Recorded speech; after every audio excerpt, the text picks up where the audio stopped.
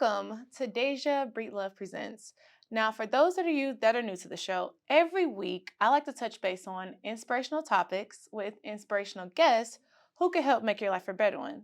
So, my guest today is an actor, director, and a well known acting coach named Gary Imhoff. Now, our topic today is not only going to be discussing how to be a successful actor in the industry, but also we're going to get to know him and also hear about his journey in the industry and as an actor. So let's meet him today. Gary, thank you so much for joining Well, us. thank you for inviting me. It's a pleasure Yes, to be here. it's a pleasure to have you. You inspire a lot of people around the world, so it was good to just kind of get to know you a little bit more. And while everybody else is telling you about themselves, let's hear about Gary.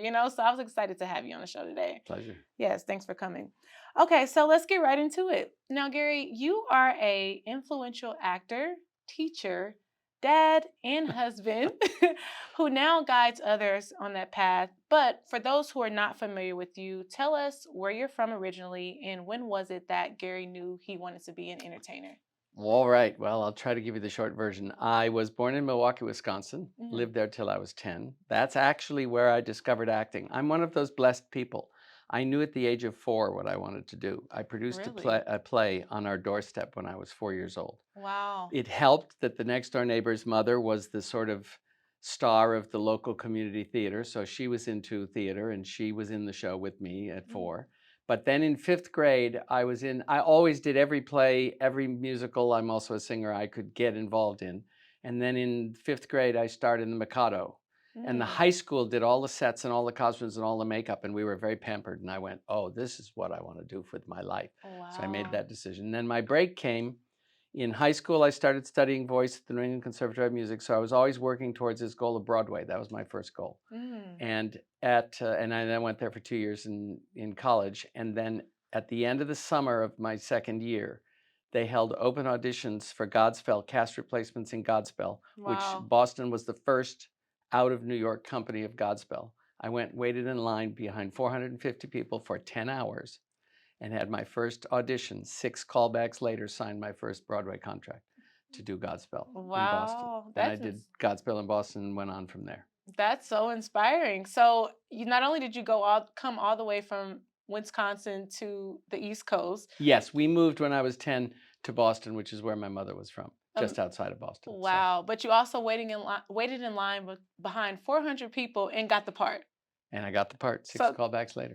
so that just 6 callback later. So that Yeah. just shows just perseverance and determination. Anything is possible. Yeah, and the funny thing is, I have to say, a neighbor called me up, and she knew because I was the star of the plays and musicals in high school, and she knew what I did and what my dream was. And she called up. She said, "I read in the paper they're having open auditions for Godspell. You should go." And I panicked. So everybody understands this is Yeah. not an easy thing. Oh I yeah. panicked, and I tried to find every reason not to go to that audition. I went, well, I guess I should go, and I trudged into Boston all by myself. Got in line behind. It was every type person you can imagine because it was an open call. Very unusual that it happens on Broadway Oh that they wow. do And that. not only you went by yourself, I how went all brave by of you. myself, all by myself. Oh, wow, that's a Yeah. very inspiring story. Okay, so when exactly did you move to Hollywood and did you come to Hollywood alone?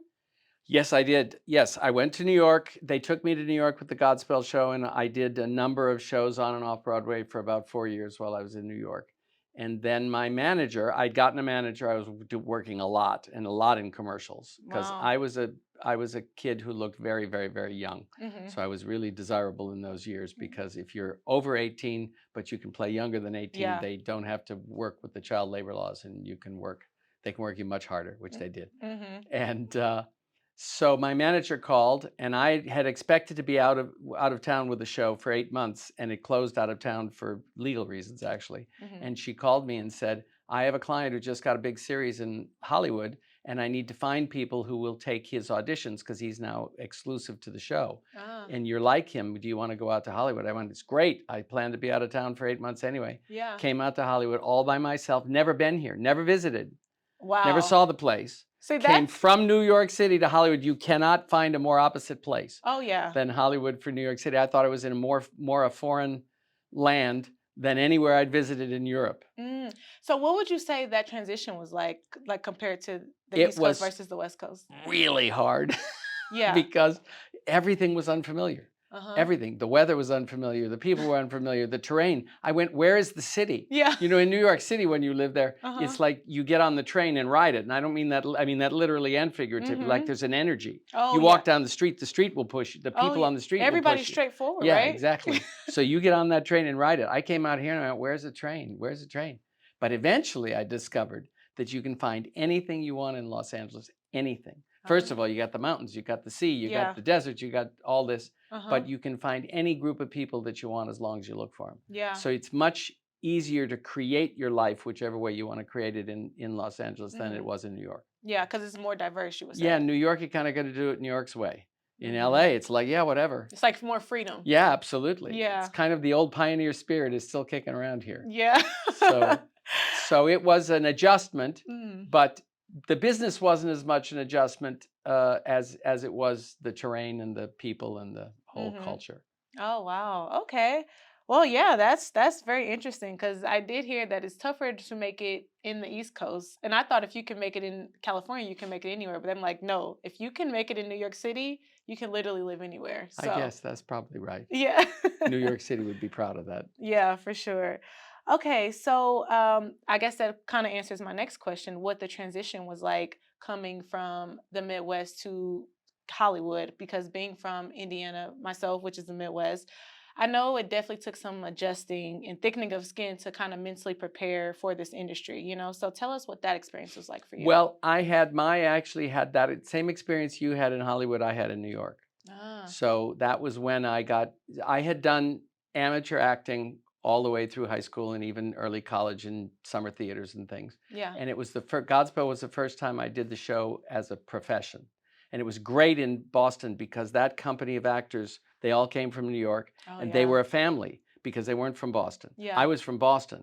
And it was just like doing amateur theater, but getting paid for it, getting paid handsomely for it. Yeah. Then they took me to the New York company and it was completely the opposite. Mm. I was with a group of people that had been doing the show too long. They were all sour. They all hated each other. It was one of the worst experiences I've ever had. Wow. I actually decided at the end of the year to quit acting and become a doctor. And I Really? didn't act for the next 2 So it years. was that traumatic for It you? was that traumatic. I was a small town kid. We lived outside of Boston, so I was pretty much a small town kid in outside of Milwaukee and outside of Boston, Yeah. hitting the big city. Oh, And I yeah. was a little young, and it was pretty tough. Yeah. And so I went to become a doctor and then decided, no, I have to go back into acting. And I never looked back after that. Yeah. So But it what was a tough transition, I have to say. yeah, oh yeah, for sure. So I guess it's the complete opposite for me. I'm coming from the Midwest to California. You went from the Midwest to the big To city. be, yep. So I know that was definitely tough. So what would you say got you back into acting after that Well, experience? I turned down a Broadway show actually 2 weeks after I went. I was going to Harvard Summer School, and my manager called, and Hal Prince wanted me to be the understudy to Candide on Broadway, which is the lead of a new musical. Mhm. And I turned it down, and I didn't act in anything. Even I went to Princeton to do pre-med, and they wanted me to Oh, be so in you their actually place. took the initial Oh, I steps to did. Oh, I start went being to a Harvard doctor. Summer School for chemistry and then to Princeton to become pre-med. And Wow. I did a year of pre-med and I turned everything down, including shows they wanted me to do there. I said, nope, I'm not going to act. And they got very clever. I was part of the counseling group. I like working with people.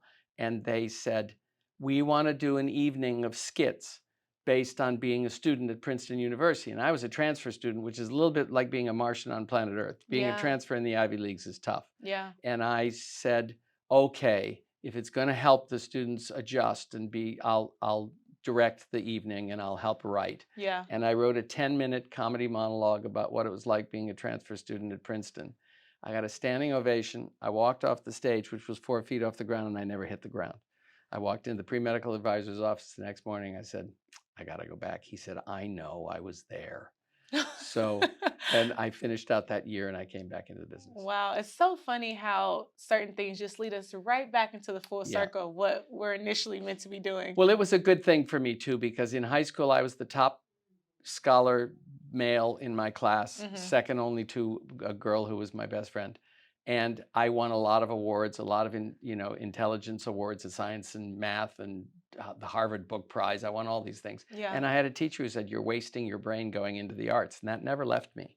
And Wow. so there was always that pull. So it's like she knew that you were meant to be an entertainer. Well, no, she went the other way. "You're wasting your brain going into the arts." She said, "Follow your brain." So Ah, that gave me this conflict. yeah. And I was really glad that I went away to be pre-med for a year and a half because I got it out of my system and I went, okay, that is definitely not the life for me. I was right from the beginning. Mm-hmm. And when I went back in the ups and downs of this business, I never looked back. Wow. I was happy to not have that, oh, wonder what would have happened if. Yeah. And I got that out of Shoulda, my woulda, system. coulda. Yeah, it was Yeah, that's good. the worst, right? When Yeah, it you was be like, good. oh, what if it went a different direction? But Exactly. like I said, it's always like a full circle that puts us right back on the path That's true. that we're meant to be on. That's true. It's So, like I knew. I knew when I was 4. I knew when I was in 5th grade, and then I really knew when I yeah. went and explored another choice. And it's funny you say that. I agree. Like somehow if we look back, there's certain glimpse, even as a kid, that we remember like, oh, I can see why that's where I'm meant to be today because I was performing at a Yeah. kid or I was interested in like certain little things. So you definitely got to pay attention to the signs Yeah, because that's true. it's not far from It's that. true.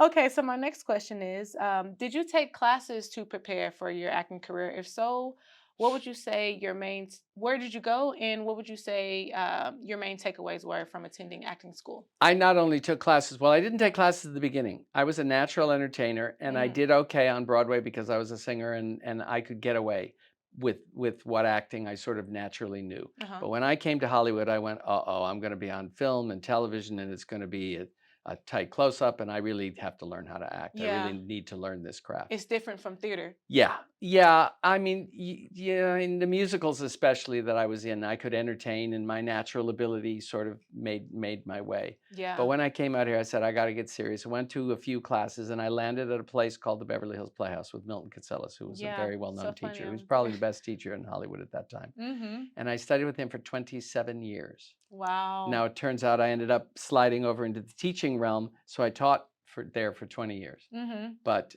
that class was extraordinarily important to me because he taught me how to act. Mm-hmm. He taught me the craft of acting. And doesn't he have his own books now? Yeah, he does have a couple of books, Yeah. and he's not alive anymore. He passed away in Mm-hmm. 2010. But he was a tough teacher, old school.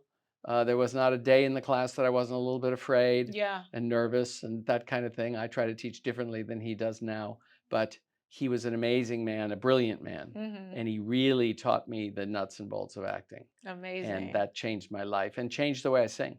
Oh, wow. So what would you say your main takeaways was from attending school? Like, would you say training is mandatory? Training of one sort or another is mandatory. There are people who have become stars and never technically studied acting. I Uh-huh. shouldn't say that being an acting teacher, but it's true. Yeah. But they studied life, or they studied other actors, or Elizabeth Taylor never technically studied acting, but she says, I learned how to act when I worked with Montgomery Clift. She Mm. said when he was in a tough situation, he would actually sweat. She said, I didn't know you could do that.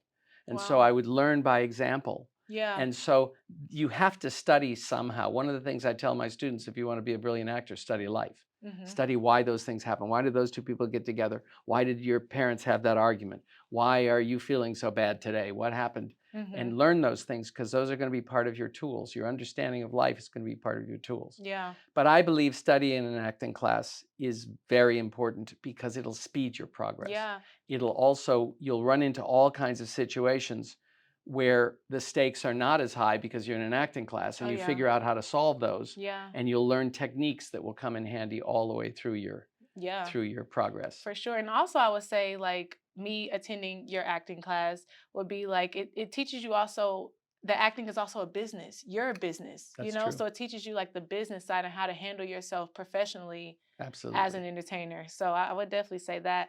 But I guess that kind of goes into my next question is, would you say talent or training is more important? Well, that's an interesting question for me because talent is something that's very hard to define. Mm. And I have the musical director of my musical acting class says, don't think about talent. Don't worry about talent. Worry about craft. It's a Mm. craft. I believe anybody can learn how to act as Yeah. long as they have enough desire Mhm. and they stick to it. Yeah. Anybody can learn how to be a really good actor. Mhm. So talent is an indefinable thing, you know. And I've seen people in acting class who are as talented or more talented, apparently, than people who are working. Mm, So part of what you want to learn how to do in an acting class is not just learn how to act, but learn how, as you said, learn how to behave in the business. Elia Kazan said this business is 20% talent and 80% getting along with people. So, yeah.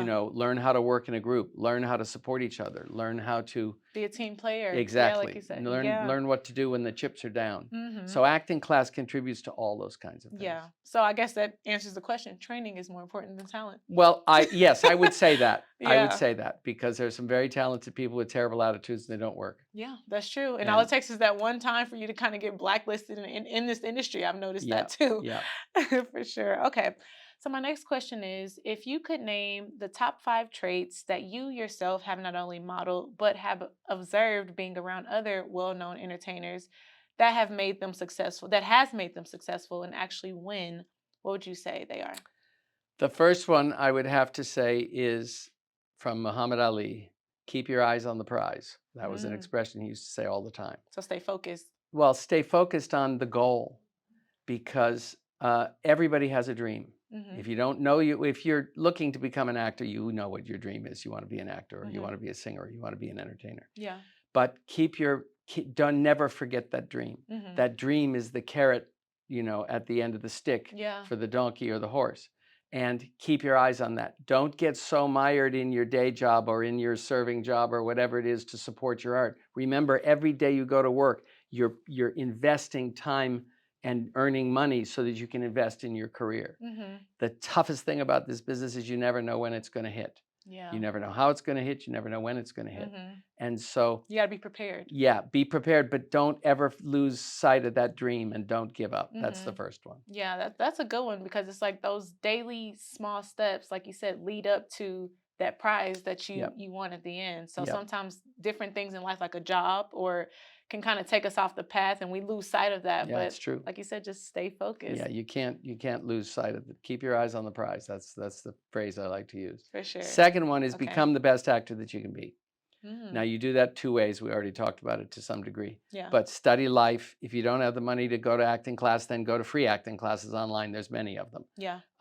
If you can't do that, then study life and read up on acting. There are very inexpensive books, or even in the library, if people remember what those are, Yeah. that you can read books on acting. Mm-hmm. Both not just technical studies on acting. Sandy Meiser has a book. Uta Hagen has a book that are very good. But read biographies and autobiographies of stars, because a lot of times they talk about that. Yeah.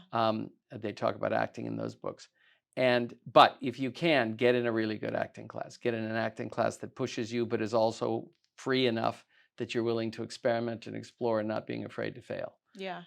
That's the second one, become the best actor. Oh, also, my teacher taught, and I believe it, technique is anything that works. Mm, So if you find you're studying in a class that teaches a certain technique, I don't teach a technique. I know all the techniques, and I pick and choose according to what's going to work with each actor. yeah. But if you're studying in a class that teaches a technique and it's not quite working for you, try another one. Mm-hmm. Amy Adams says she was released into her talent when she finally found a teacher who said it's all imagination. None of it is personal. Wow. And she was released into her talent. We all know what happened after that. Right. So there's not just one way. Like No, there's other ways to go about no. it. And it's so funny you say that. I was just listening to an interview with Oprah yesterday, and she was saying if when you get a no or a closed door, that's just life's way of saying try another way. Yep. So that's Absolutely. to hear it a second time is like okay. So it's never just no. Just find a different Yeah, direction. and whatever techniques work for one person aren't going to work for the other person. Yeah. So, or may not work under certain circumstances. Yeah. So you want to be collecting a whole basket full of techniques Hmm. that you can use under any circumstance. Yeah. The third thing I would say is you are the creator of your career. Don't Mm, think somebody else is going to do it. You yeah. are always going to be in charge. Can I tell a quick story? Sure. So my first manager I ever had was a great manager. She was from New York. Her name was Selma Rubin. She's not alive anymore. She told me a story. She was sitting in the vice president of William Morris's office in New York. Hmm. And he's on the phone like this. And he's going, look, I've done everything I can. I can't get you in on this project. Listen, I have somebody in my office. I can't talk to you anymore, okay? Okay, I'll talk to you later. We'll get another one. Okay, bye. Hangs up. And she says, young actors, it's got to be tough. He says, young actors, that's Al Pacino. Al Pacino, when he was a star, was pushing his agent really far to get him in on this project. And you know, when the agent said no, you know, Al picked up the phone and called the writer or the director or the producer or somebody knew who wanted, well, one of those people to get himself in there. And that was a really good lesson I learned early in my career, because you're in charge. Don't expect that everybody else is doing the job for you. In the end, you got to do the job. And in the early stages, when you don't have an agent, you don't have a manager, you need to spend a lot of your day's time and energy in producing opportunities. Creating your own content, which a lot of people are doing nowadays. Exactly. And yeah, keep creating in one way or another, but know that you're in charge and you've got to make it happen. Yeah, you're in control of your destiny. Right, exactly. The fourth thing is don't audition. Now, I know that sounds funny. I was Sounds like, like I'm don't saying audition? don't go to auditions. No, go to auditions, but don't audition when you're in an audition. It's not about them judging you. It's not about, ooh, what do they want? It's about, what would you do if you already had this part? In other words, give yourself the permission to own the part as you would if you were shooting. And make all the choices that you would do, knowing that's going to be the best job in that part that you can do. And then when you go in, you're not being judged. At least don't take that point of view. Of course you're being judged, but don't take that point of view. Take the point of view is, I'm so lucky to have another opportunity to act, to do what I love to do.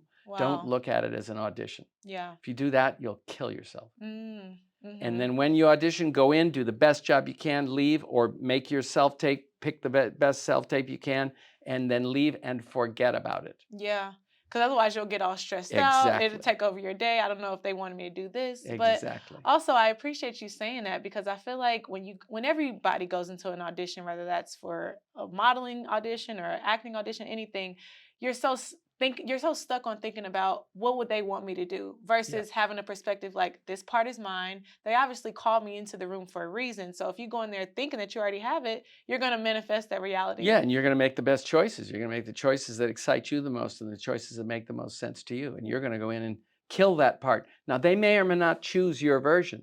But if you go in and kill that part the way you know how to kill that part, they'll remember you. And if it's not this one, they'll remember you for something else. And like you said, it's not always just forget about it, because sometimes they don't call you back because they may have you in mind for something else, or there's just certain stakes to where things just change all the time in this industry, I realized. And there's an article by Amy, and I can't remember her last name, but she now sells her expertise online to actors. She was a casting director at HBO for 15 years. And she wrote an article, which I have in my computer. It says, the 26 reasons you didn't get the part that you have no control over. Things like, you were the first person to read and they weren't ready. You were the last person to read and they were not present. You reminded the director of his ex-wife and they're in a big custody battle. You know, all kinds of, you're too tall, you're too short, you're too blonde, you're not blonde enough. You're the wrong ethnicity. There's so many reasons. So if you go in and give your best effort and make your best performance as if you would if you shot that part, you will. I tell my students, every audition is money in the bank. You just never know when it's going to mature. Yeah, that's a good concept. And the fifth one, then we're done with this question. The fifth one is, how do I put this? Don't ever lose your sense of joy and play in the work.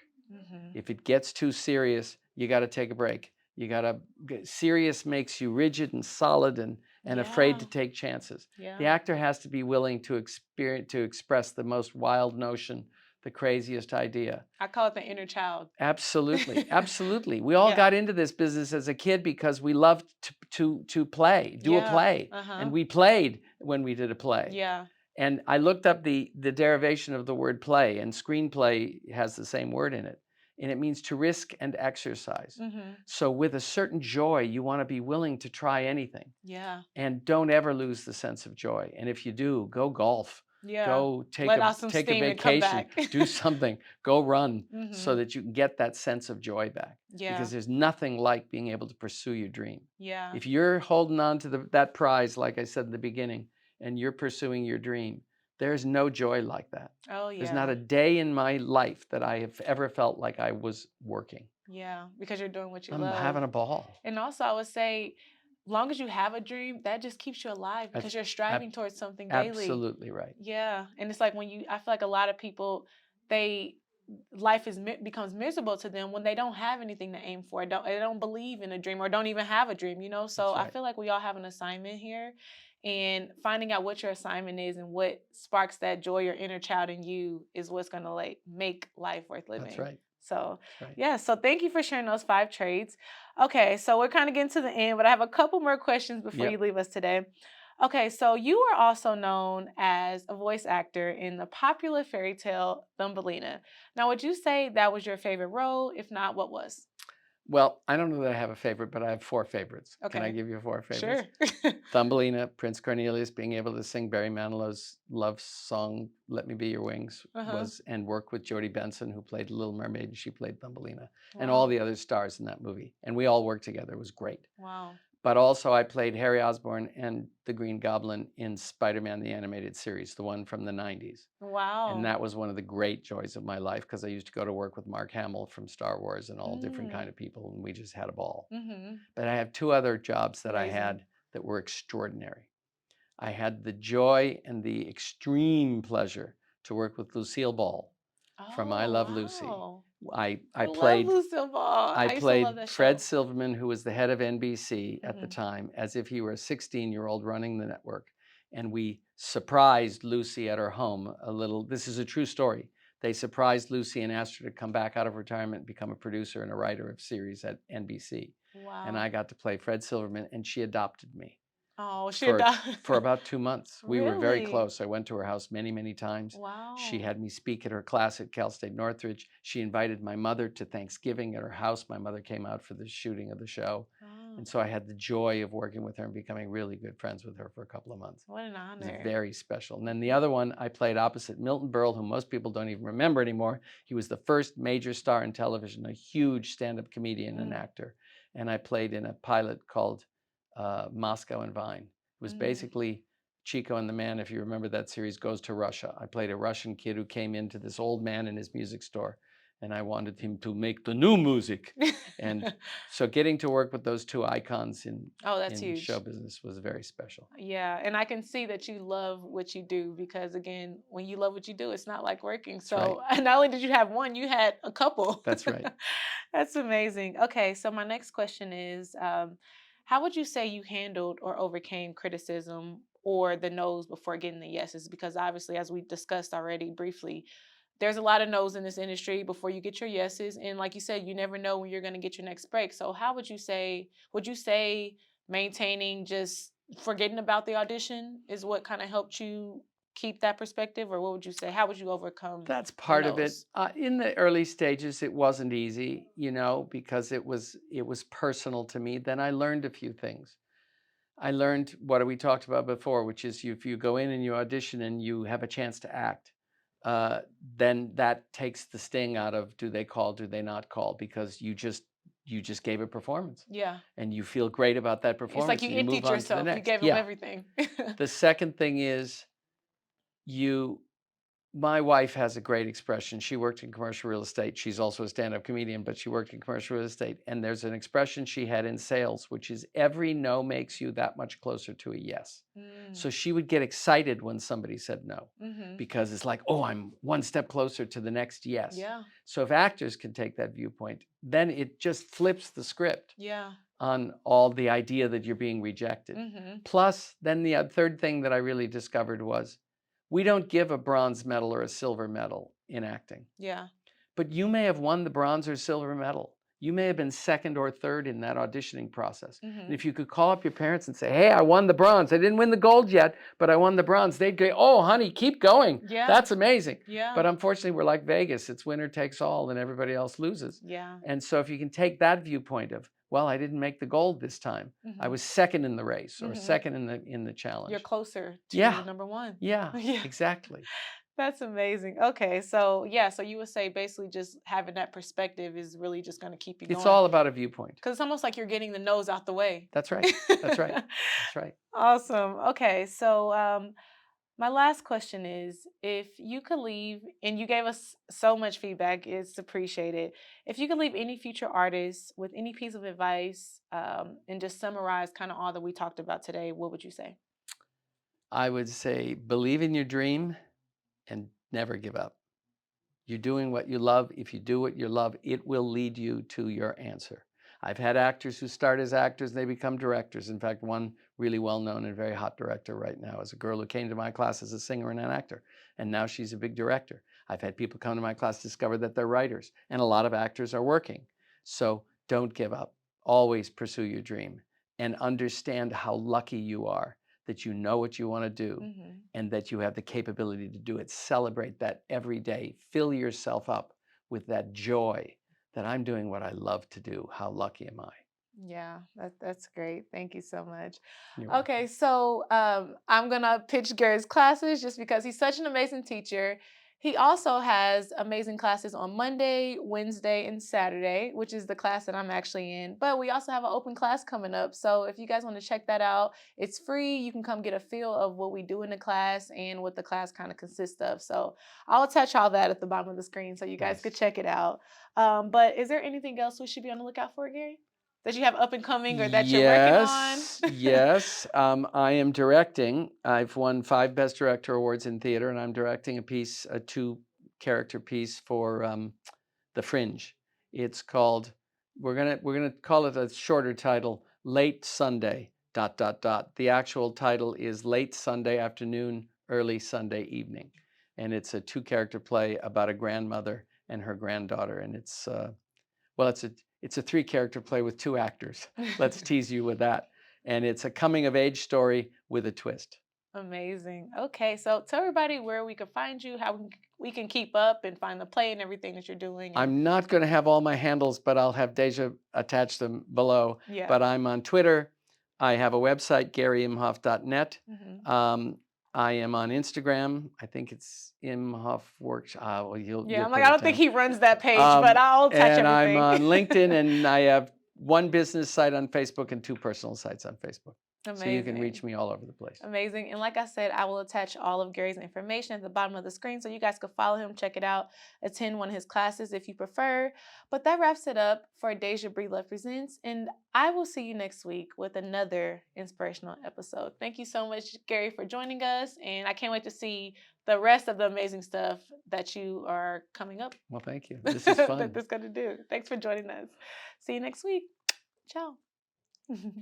Excellent.